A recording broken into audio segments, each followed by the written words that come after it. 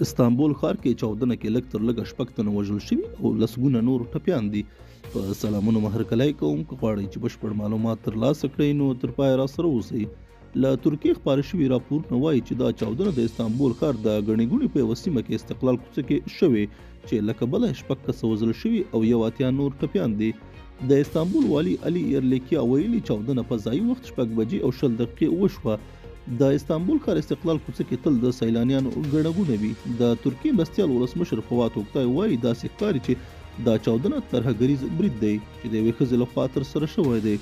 په خپله ولسمشر رجب طیب اردوغان هم استانبول کې یوې خبري غونډې ته وویل چې له دې پیښې د ترهګرۍ بوی خیږي.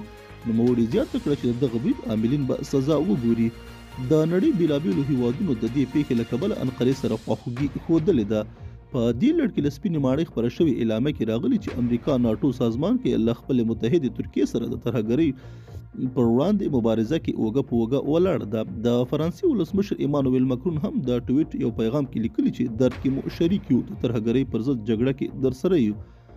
د اوکراین ولسمشر ولادیمیر زیلنسکي هم ویلي چې د ترکیې د دوستو خلکو درد زموږ درد دی.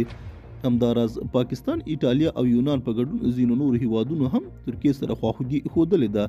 د استانبول استقلال واټ تل له ګڼې ګوڼې ډک وي. په 2014 کال کې هم ورته برید شوی و چې مسؤلیت داعش ډلې منلی و. دا زموږ نننی چمتو شوی مطلب. تر بیا ښه وخت او ښې چارې.